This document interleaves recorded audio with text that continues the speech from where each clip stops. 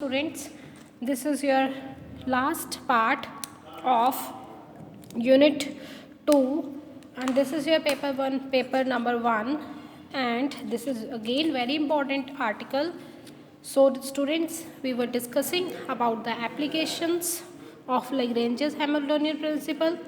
Now our last application is Atwood's machine. Atwood's machine क्या है आपके पास? एटवुड्स मशीन में हमने इसकी हेल्प से आपने क्या करना है, डिटर्मिन करनी है acceleration in the attached masses of the machine. क्या डिटर्मिन करनी है हमने? Acceleration in the attached masses of the string. वो कह रहा है कि जो एटवुड्स मशीन होती है that is a conservative system, जिसमें बताया गया है कि एटवुड मशीन क्या है. ये एक रिजिड सपोर्ट से ऊपर इसको क्या किया हुआ है, हैंग किया हुआ है.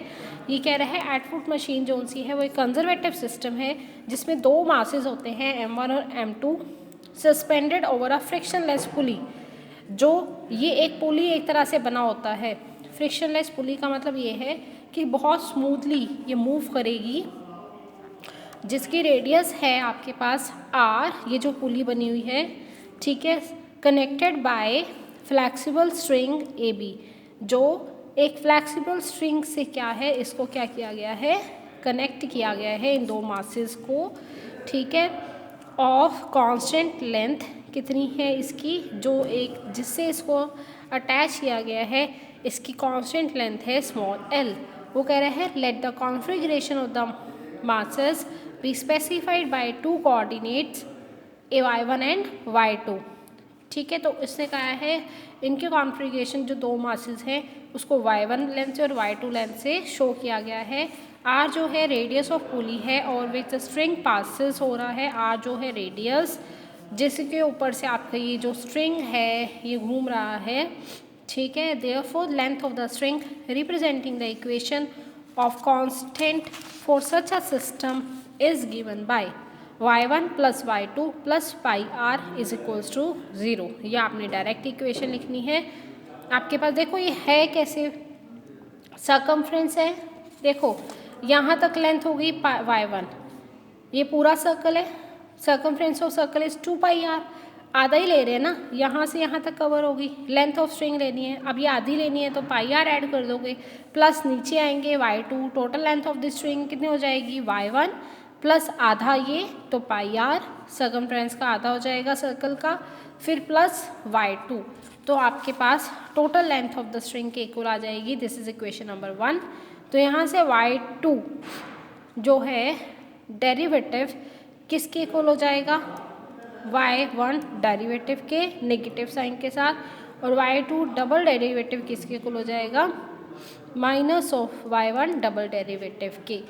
ठीक है, तो अब आगे चलते हैं. आपके पास the Lagrangian equation in generalised, ये तो आपके पास हो चुका था. यहाँ से करेंगे अब नेक्स्ट आर्टिकल जो है आपके पास. This is Atwood's machine and page number 10 and this is page number 11. तो वो कह रहा है कि इसके बाद y1 जो है is the only independent coordinate as y2 depends on y1.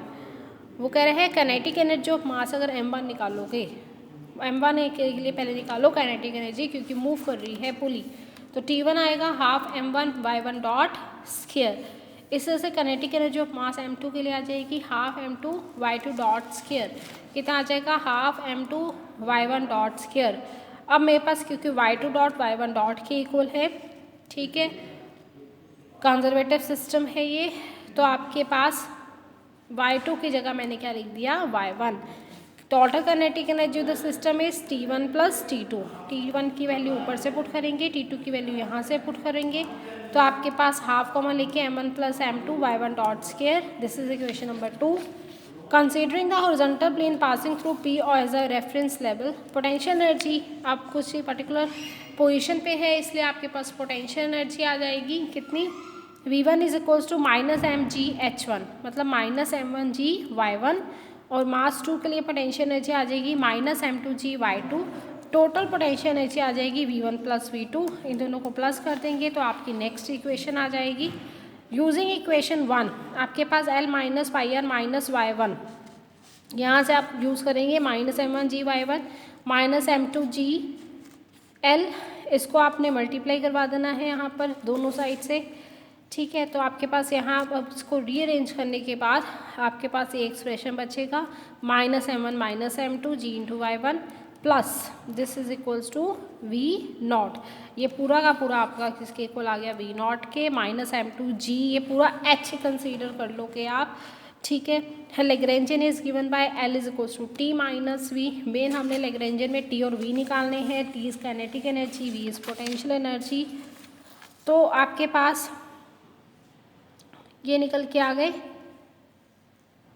अब वो कह रहा है कि using relation 2 and 3 in above equation, using relation 2 and 3 कौन से थे आपके पास, पीछे देखते हैं। ये वाला जिसमें T आ रहा है और V आपने जो अभी निकाला है, ये वाला रिलेशन 2 and 3 V वाला इन इक्वेशन लैग्रेंजियन में पुट कर दो। L is equals to T minus V, L is equals to sorry T plus V। तो T की वैल्यू ये, V की वैल्यू ये, दिस इज इक्वेशन नंबर 4। अब इसमें पहले निकाल लो curly L by curly Y dot.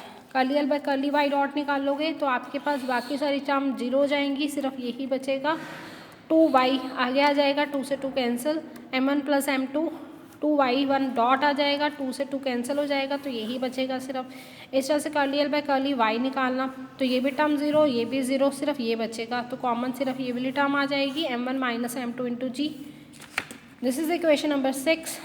तो आगे कह रहे हैं Lagrangian equation of motion of mass in terms of coordinates y1 is given bye.